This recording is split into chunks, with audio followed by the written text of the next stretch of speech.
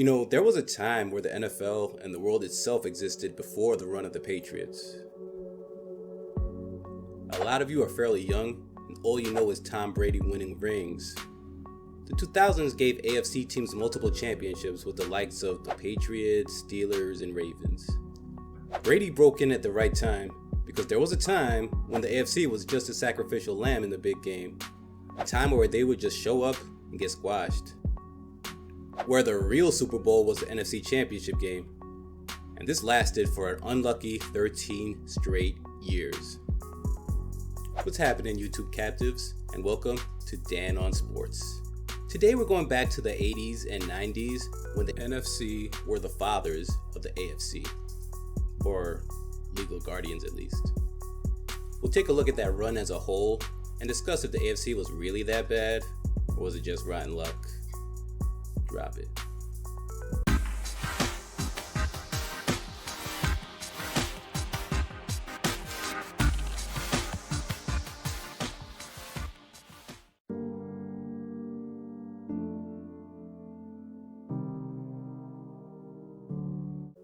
So, who's up for a history lesson?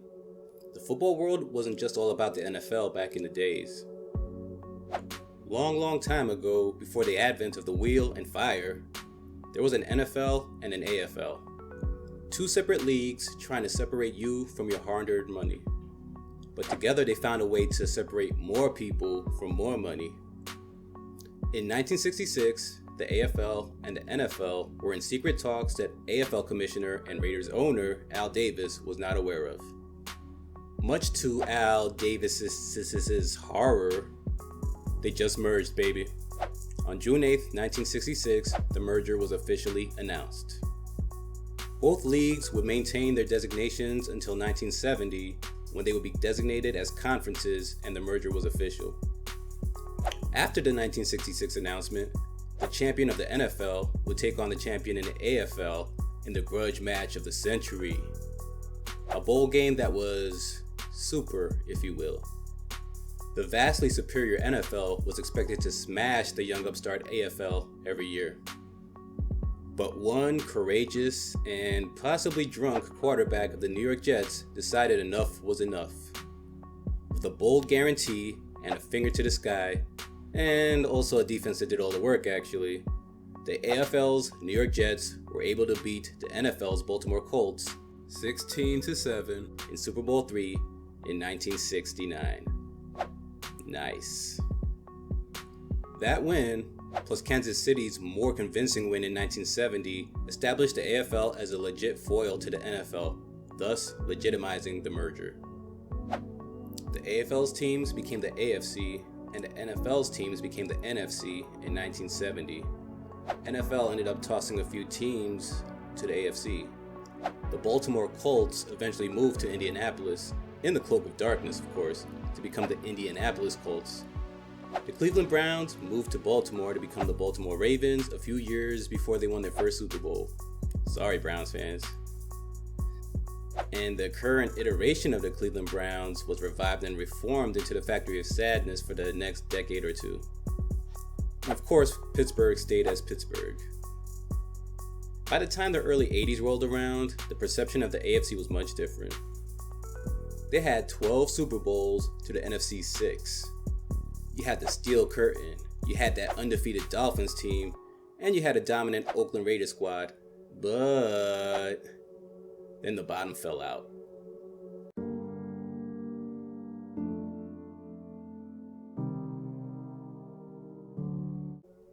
There was a span from 1985 to 1997 where the NFC won every damn time.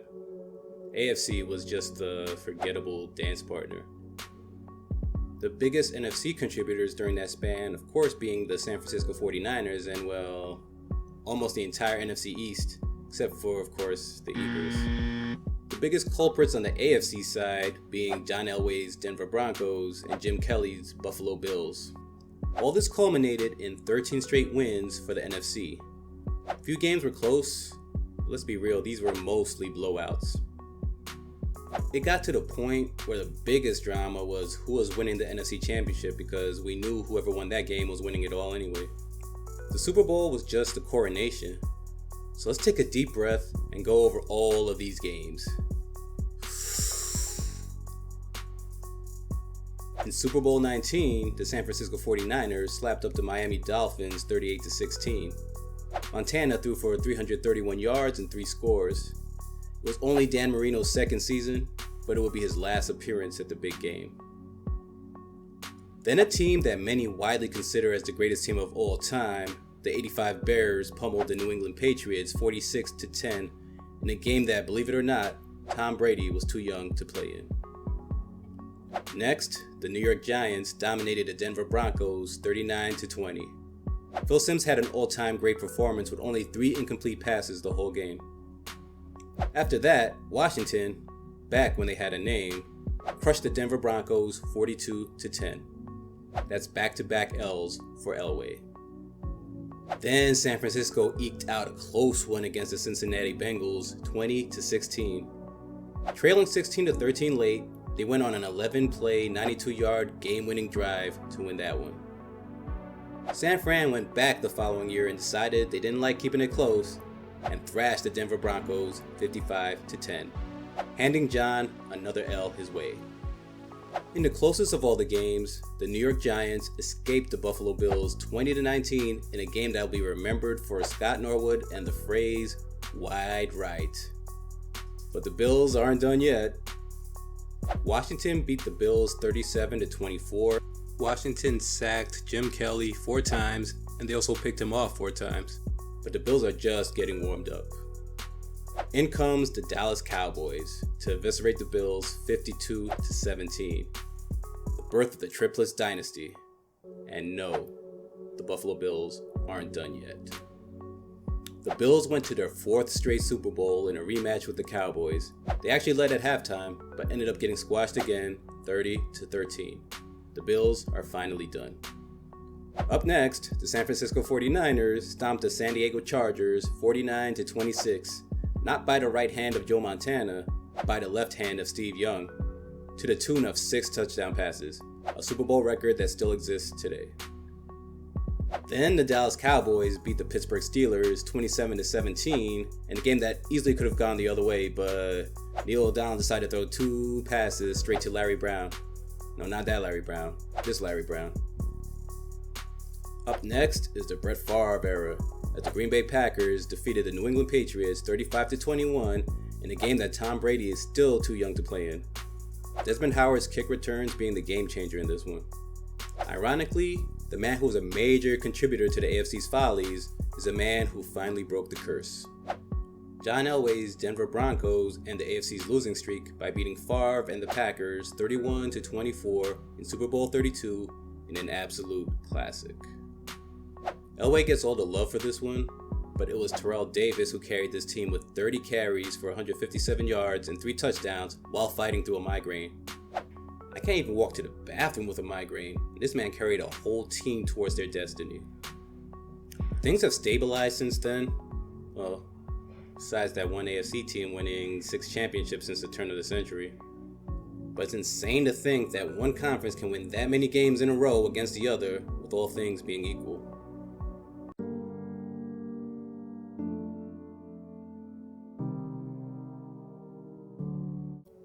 So was the AFC really that bad, or was it rotten luck? I mean, the average final score for those 13 games was 38-17 if you're rounding. I mean, the more you look at it, the more you just have to see how good some of those NFC teams were. This was the Joe Montana era, the guy we used to call the GOAT before that other GOAT showed up. Dallas went from a 1-win team to a 3-time champion during that run. A lot of that success has to do with the Herschel Walker trade. This is an old argument, but Jimmy Johnson deserves way more credit than Jerry Jones for that run. Bill Parcells had a Giants team that was okay offensively, but absolutely savage on defense. And who was their defensive coordinator? The hoodie himself, Bill Belichick. Washington had the hogs and they dominated the trenches, flat out owned people. If you look at the '85 Bears playoff run, it wasn't just the Patriots they squashed, they manhandled everyone in that run. The 46 defense was real. But this is the same with all teams that won Super Bowls convincingly during that run. They whooped everyone, including their NFC opponents. On the AFC side, Elway's Broncos were always contenders and were in the mix yearly. Elway was known for his fourth quarter comebacks, which included the drive. He's as clutch as they come. He just came across teams that had dominant playoff runs. Wrong place, wrong time. And then there's the Buffalo Bills, a team that went to 4 straight Super Bowls. That run was the greatest run for any team to not have won the Super Bowl. I mean, not even Brady can say he went to 4 straight. That squad had a championship team in them with the likes of Jim Kelly, Thurman Thomas, and Bruce Smith, but unfortunately it didn't work out. And there were a few close ones on that list. The aforementioned Bills lost to the Giants in a game they absolutely should have won. I mean, the Giants had a backup quarterback in Jeff Hostetler, and the Bills had the K-gun offense. They basically revolutionized the no-huddle at the time. As tough as that Giants defense was, the Bills offense did get them in the field goal range. Norwood had to make that one. He gets the same love in Buffalo that Bill Buckner had in Boston before the Red Sox finally broke the curse. Cincinnati had San Fran on the ropes, but then Joe Montana famously noticed comedian John Candy in the stands and went on to pick apart the Bengals defense for a game-winning touchdown. Boomer Esiason was that close to being a champion. Overall, with a deeper dive, a handful of these games were fairly competitive, but the lopsided wins by the Bears, Cowboys, and Niners helped to inflate that overall margin. So the overall argument shouldn't be how bad the AFC was, but how dominant the NFC representatives were in those Super Bowls and their playoff runs altogether. And that, ladies and gentlemen, if there are any ladies watching, or gentlemen for that matter, was the time that the NFC owned the AFC for 13 straight years. What were your thoughts as that streak was developing? Who do you think was going to break it first? For the youngins, were you aware of this streak? What's your take on this?